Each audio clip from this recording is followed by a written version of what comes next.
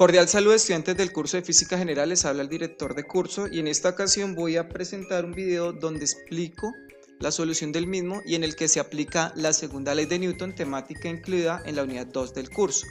El enunciado del ejercicio dice lo siguiente: una caja de masa m se coloca en la parte superior de un plano inclinado sin fricción de ángulo θ. Determine la expresión que permita obtener el valor de la aceleración de la caja después de que se suelta.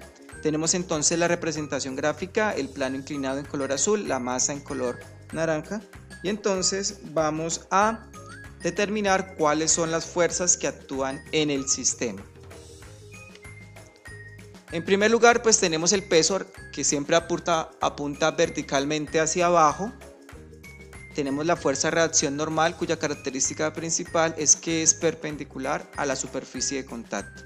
En este sistema no actúan más fuerzas. Vamos entonces ahora a ubicar el plano cartesiano. La ubicación de ese plano cartesiano se realiza de tal manera que uno de los dos ejes sea paralelo a la dirección de desplazamiento del objeto que se está moviendo. Por eso, en esta ocasión, para plano inclinado, se sugiere que se coloque de esta manera el plano cartesiano. ¿Por qué se coloca de esta manera? Porque de esta manera vamos a lograr eliminar incógnitas en el momento que planteemos la segunda ley de Newton. Tenemos nuestra ubicación del plano cartesiano, tenemos nuestro ángulo θ.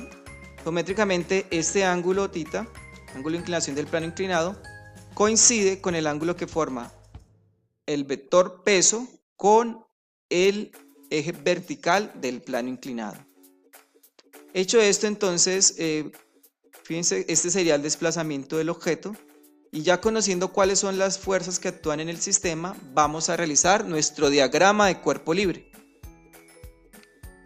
En nuestro diagrama de cuerpo libre, pues lo que vamos a hacer es tomarlo o trabajarlo en la ubicación que estamos ya habitualmente acostumbrados a trabajarla. Y entonces vamos a empezar a hacer la descomposición del vector peso, porque ese vector peso, al estar entre o en el cuarto cuadrante, debo encontrar cuáles son sus dos componentes rectangulares tanto en X y en Y. Para eso tengo que hacer uso de las relaciones trigonométricas. Entonces empezamos. Hago la proyección de ese vector peso sobre el eje horizontal. Esa proyección se va a llamar Px. Entonces, si yo aplico las relaciones trigonométricas sobre este triángulo rectángulo que estoy señalando con el cursor, ¿cierto? Me doy cuenta que este cateto es el cateto opuesto al ángulo θ. Por eso, esa componente horizontal del vector peso va a ser masa por gravedad, donde masa por gravedad es la magnitud del peso, es decir, esta flechita, la magnitud de este vector, por el seno del ángulo. Eso sale como resultado de aplicar la relación trigonométrica seno a este triángulo rectángulo. De manera similar, para la componente vertical, que es esta, aplico la relación trigonométrica coseno y me doy cuenta que esta componente vertical es igual a masa por gravedad coseno de θ. Como les dije anteriormente, esa es la consecuencia de aplicar la relación trigonométrica, en particular coseno para el eje o componente vertical del peso. Hecho esto, entonces aplicamos la segunda ley de Newton. Tenemos entonces sobre el eje X, aplicamos la segunda ley de Newton, ¿cierto? Vemos que sobre el eje X está actuando una fuerza que es masa por gravedad seno de θ. Y como les mostré anteriormente en el plano inclinado moviéndose, ese movimiento del objeto es sobre el eje horizontal. Por eso es que aquí nos aparece A sub X, que hace representación o está relacionado o indica que se está moviendo sobre ese eje. Tenemos entonces que para el eje Y hay fuerzas sobre el eje Y, que en este caso son la normal y la componente vertical del peso, que es masa por gravedad coseno de θ, pero sobre el eje vertical, al no existir movimiento, entonces eso lo indico con un 0. De nuestro diagrama de cuerpo libre, entonces, de esas ecuaciones I, doble I, vemos que las fuerzas que actúan en X solamente en este caso va a ser masa por gravedad seno de θ, por eso la escribimos acá, y noten que es positiva porque el sentido es exactamente el mismo del sentido de movimiento de la masa, por eso es positivo. Y para la ecuación doble I vemos que tenemos la normal, que está en color rojo, que apunta hacia arriba, menos la componente vertical del peso, que es igual a masa por gravedad coseno de θ.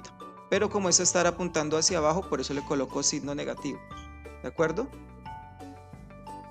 Ahora, de las expresiones I y doble I, entonces en particular de la I, tengo esta, la vuelvo a escribir. Ahora lo que voy a hacer es simplificar las masas, es decir, eliminarlas. Como la masa es común en ambos lados de la igualdad, cancelo esas masas y me queda gravedad por seno de tita. Eso quiere decir que la aceleración en un plano inclinado sin fricción es igual a la gravedad por el seno de tita. Es decir, de otra forma, o dicho de otra manera, que la aceleración depende de la gravedad y del ángulo de inclinación de ese plano inclinado. Para el caso de la ecuación doble I, pues simplemente despejo la normal y me doy cuenta que la normal es igual a masa por gravedad por coseno de tita. Esta expresión es importante cuando yo estoy trabajando ejercicios en los que se tiene en cuenta la fricción o el plano tiene fuerzas de fricción. Algunas referencias bibliográficas utilizadas en el desarrollo del ejercicio. Muchas gracias por su atención y hasta una próxima ocasión.